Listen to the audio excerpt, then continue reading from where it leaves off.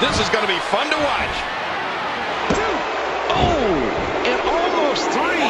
And with head down, he comes charging in. But that Toreador is clever and quick.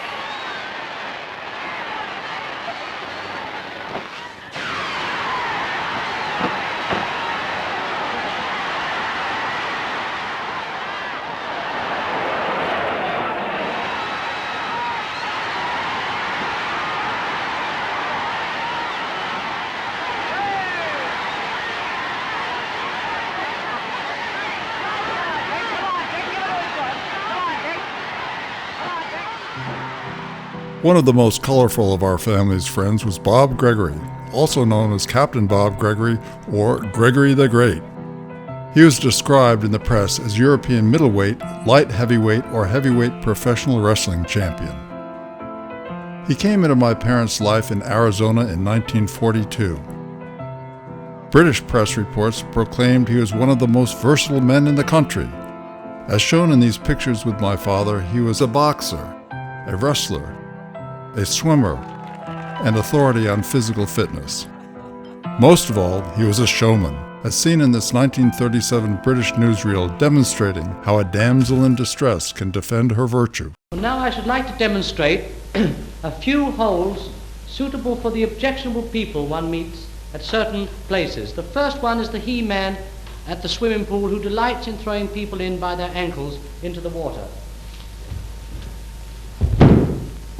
Oh, that's all very well, but supposing I push you in like that. Oh!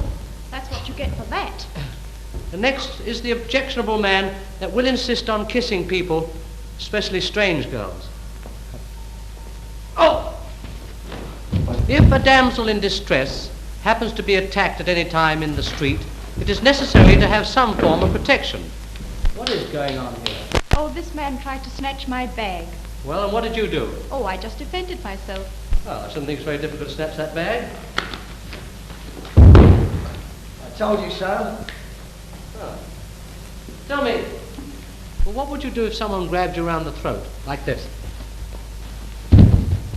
I do that. Oh, that's very interesting. This time I'll get her when she isn't looking. It doesn't seem to be so good. Let's see. What's the idea? Let me this a minute, will you?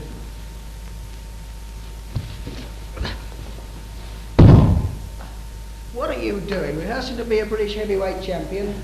How would you like to know what it feels like to be on the floor? Who's going to put me on the floor?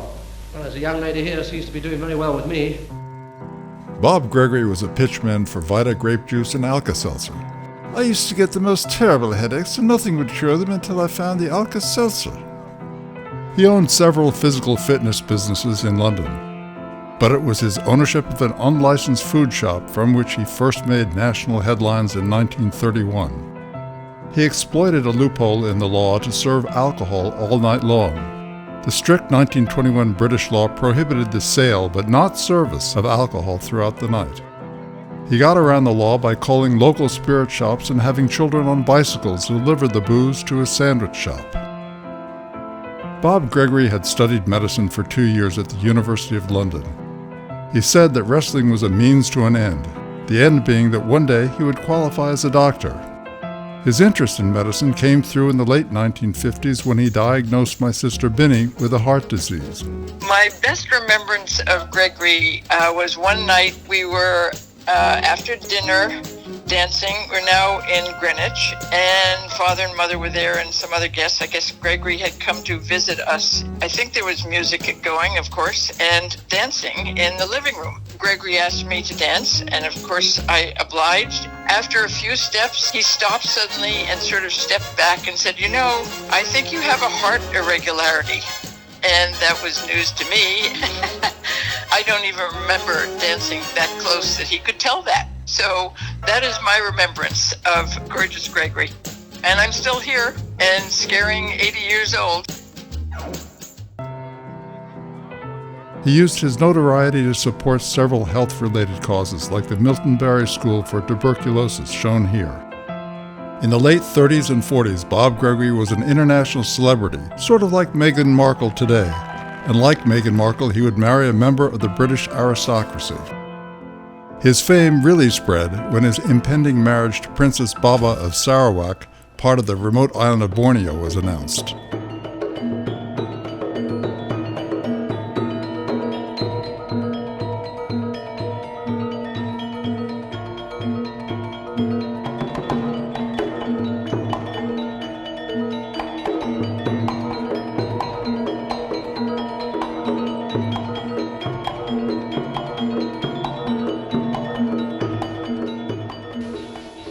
A bride, yes, definitely to be married this time. The wedding of Princess Baba to Bob Gregory, all-in wrestler, is conclusively on again. And when they come out of the Marylebone Registry Office, the confetti helps to spread the story. Third daughter of the White Rajah of Sarawak, Sir Charles Viner Brooke, her sisters are Lady Inchcape and Mrs. Harry Roy. When questioned about her absence from the wedding appointment on the previous day, Mrs. Gregory murmured, "Simply my stupidity." The courtship, marriage, and honeymoon of Bob Gregory and Princess Baba served as an entertaining diversion from preparations for war in Britain. The regular garrison, which includes the Middlesex Regiment, famous diehards. From America, lighter topics. Princess Baba arrives in New York with her husband, Bob Gregory. The bride is the youngest daughter of Rajah Brooke of Sarawak. The bridegroom, an English wrestling champion. There were rumors that the Rani disapproved of the match, but she gives her blessing to Princess Baba, who certainly looks happy enough. Princess Baba's British name was Valerie Brooke. Her ancestor, James Brooke, a British explorer, arrived in Sarawak in 1839. He fought for the Prince of Brunei, who gave him Sarawak as a thank you gift. Sarawak's main claim to fame was that it was home to a substantial number of tribes who were headhunters. From then until the beginning of World War II, the Brooke family ruled it. Though putting on a good face for the camera, Princess Baba's parents were initially not pleased with the romance with the commoner. Her father, Sir Charles Viner Brooke, was part of the British aristocracy. He was described as the White Rajah of Sarawak. He cut off Princess Baba's allowance. Responding, Gregory told the 22-year-old blonde, "We'll buy an island as near as possible to your father's Sarawak, call it Babaland, and rule it. Then you will be my Rani, which is a far bigger and better title than princess." Alas, it was not to be.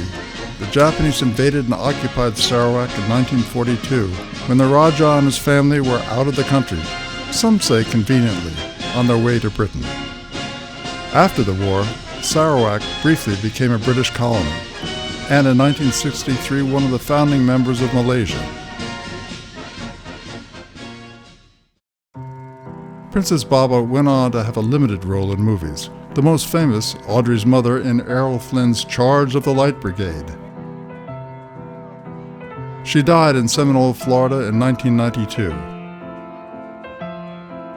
As for Bob Gregory, I don't know what happened to him. But whatever he did, I'm sure it was done with balance and timing, showmanship, and a little humor.